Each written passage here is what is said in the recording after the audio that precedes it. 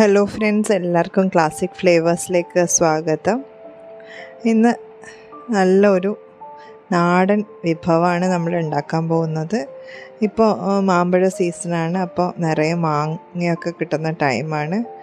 അതുകൊണ്ട് തന്നെ മാങ്ങ വെച്ചിട്ട് നല്ലൊരു പുളിശ്ശേരിയാണ് നമ്മളിന്ന് ഉണ്ടാക്കാൻ പോകുന്നത്. നല്ല പഴുത്ത മാങ്ങ നോക്കിയിട്ട് വേണം ഇതിന് നമ്മൾ എടുക്കാൻ വേണ്ടിയിട്ട്. അപ്പോൾ നമുക്ക് ഇതെങ്ങനെയാണ് തയ്യാറാക്കുന്നതെന്ന് നോക്കാം. അതിനായിട്ട് ഞാൻ ഇവിടെ 2 വലിയ മാമ്പഴം ഒന്ന് കട്ട് ചെയ്തെടുക്കുകയാണ് ചെയ്യുന്നത്. സാധാരണയായിട്ട് ചെറിയ നല്ല പുളിയും മാങ്ങയൊക്കെ കിട്ടുമല്ലോ, അപ്പോൾ അങ്ങനത്തെ മാങ്ങയാണ് ഇതിന് നമ്മൾ യൂസ് ചെയ്യുക. അത് തോലൊക്കെ ഒന്ന് അടർത്തി കളഞ്ഞിട്ട് മുഴുവനായിട്ടുമാണ് നമ്മളിത് ഉണ്ടാക്കിയെടുക്കുക. പക്ഷേ എനിക്കിപ്പോൾ അത്രയും ചെറിയ മാങ്ങ കിട്ടിയിരുന്നില്ല. അതുകൊണ്ട് ഞാൻ വലിയ മാങ്ങ ഒന്ന് കട്ട് ചെയ്തിട്ട് ഈ ഒരു രീതിയിലാണ് കട്ട് ചെയ്തത്. വളരെ ചെറിയ പീസൊന്നുമല്ല, അത്യാവശ്യം വലിയ പീസാക്കിയിട്ട് 1 കപ്പ് വെള്ളവും 1 ടീസ്പൂൺ ഉപ്പും 1/4 ടീസ്പൂൺ മഞ്ഞൾപ്പൊടിയും കൂടി ഇട്ടിട്ട് ഒന്ന് വേവിച്ചെടുക്കുകയാണ് ചെയ്യുന്നത്. കുറച്ച് വെള്ളം ഒഴിച്ചാൽ മതി, കൂടുതൽ വെള്ളം ഒഴിക്കരുത്. പെട്ടെന്ന് തന്നെ നമ്മുടെ മാങ്ങ വെന്ത് കിട്ടും. അപ്പം ഇതൊന്ന് അടച്ചു വെച്ചിട്ട് നമുക്ക് വേവാൻ വേണ്ടിയിട്ട് മാറ്റി വെക്കാം. ആ ഒരു സമയത്ത് നമുക്കിതിൻ്റെ അരപ്പൊന്ന് റെഡിയാക്കി എടുക്കാനുണ്ട്. അപ്പോൾ നിങ്ങൾ എൻ്റെ ചാനൽ ആദ്യമായിട്ടാണ് കാണുന്നതെങ്കിൽ ഒന്ന് സബ്സ്ക്രൈബ് ചെയ്യാൻ മറക്കരുത്. അതേപോലെ തന്നെ വീഡിയോസ് ഇഷ്ടപ്പെടുകയാണെങ്കിൽ ലൈക്ക് ചെയ്യാനും മറക്കരുത്. അപ്പോൾ ഞാനിവിടെ ഒരു മിക്സിയുടെ ചെറിയ ജാറാണ് എടുത്തിരിക്കുന്നത്. അതിലേക്ക് 3/4 കപ്പ് തേങ്ങ ചിരകിയതാണ് ചേർത്ത് കൊടുക്കുന്നത്. ഇനി ഇതിലേക്ക് 2 പച്ചമുളക് കൂടി ഇട്ട് കൊടുക്കുന്നുണ്ട്. ഇനി 1 തണ്ട് കറിവേപ്പില ഇട്ട് കൊടുക്കാം. പിന്നെ 1 ടീസ്പൂൺ ജീരകം കൂടി ചേർത്ത് കൊടുക്കുന്നുണ്ട്. ഇനി ഇതിലേക്ക് 1/2 ടീസ്പൂൺ മഞ്ഞൾപ്പൊടിയും 1/2 ടീസ്പൂൺ മുളക് പൊടിയും കൂടി ചേർത്ത് കൊടുക്കുന്നുണ്ട്. സാധാരണ മുളക് പൊടിയാണ് ചേർത്ത് കൊടുക്കുന്നത്. ഇനി ഇതിലേക്ക് 1/2 കപ്പ് തൈരാണ് ഒഴിച്ചു കൊടുക്കുന്നത്. ഇത് നല്ല ഫൈനായിട്ട് വേണം അരച്ചെടുക്കാൻ, നല്ല മഷി പോലെ അരച്ചെടുക്കണം.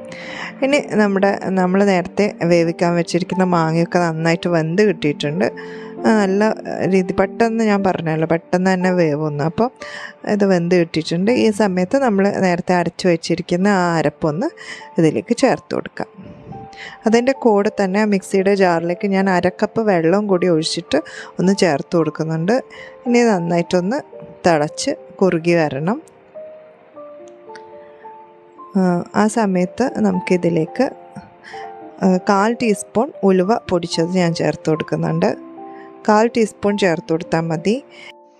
കുറച്ച് കറിവേപ്പില കൂടി ഇട്ട് കൊടുക്കാം. അതുകൂടി ഇട്ട് നന്നായിട്ടൊന്ന് മിക്സ് ചെയ്തെടുത്തതിന് ശേഷം ഞാനിതിലേക്ക് 1 ടേബിൾ സ്പൂൺ ശർക്കരയാണ് ഇട്ട് കൊടുക്കുന്നത്.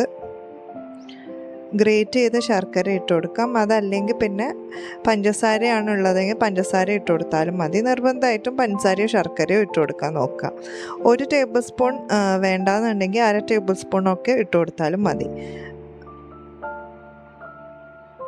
മാമ്പഴ പുളിശ്ശേരിയിൽ എപ്പോഴും ഒരു മധുരം ഉണ്ടാവാൻ വേണ്ടിയിട്ടാണ് ഈ ഒരു ശർക്കര ചേർത്ത് കൊടുക്കുന്നത്. അപ്പം ഇനി നമുക്കിതിൻ്റെ താളിപ്പൊന്ന് റെഡിയാക്കി എടുക്കാം.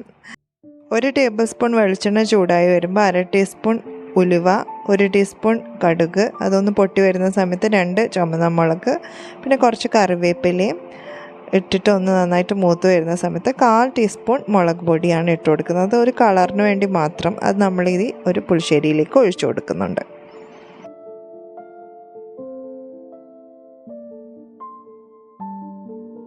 അപ്പോൾ നമ്മുടെ ടേസ്റ്റി മാമ്പഴ പുളിശ്ശേരി ഇവിടെ റെഡിയാണ്. നാടൻ വിഭവമാണിത്.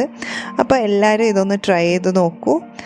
മാമ്പഴ സീസണൊക്കെ ആണല്ലോ ഇപ്പോൾ. എന്തായാലും ഇത് ട്രൈ ചെയ്ത് നോക്കാൻ മറക്കണ്ട. നല്ല ടേസ്റ്റാണ് ചോറിൻ്റെ കൂടെ കഴിക്കാൻ. അപ്പോൾ ഡെഫിനറ്റായിട്ടും നിങ്ങൾ ഉണ്ടാക്കി നോക്കിയിട്ട് നിങ്ങളുടെ ഫീഡ്ബാക്ക് അറിയിക്കാൻ മറക്കരുത്. അതേപോലെ തന്നെ വീഡിയോ ഇഷ്ടപ്പെട്ട് കഴിഞ്ഞാൽ ലൈക്ക് ചെയ്യാൻ മറക്കരുത്. ചാനൽ സബ്സ്ക്രൈബ് ചെയ്യാത്തവരുണ്ടെങ്കിൽ സബ്സ്ക്രൈബ് ചെയ്യാനും മറക്കരുത്. അപ്പോൾ നമുക്ക് പുതിയൊരു വീഡിയോ ആയിട്ട് വീണ്ടും കാണാം. അതുവരേക്കും good bye and take care.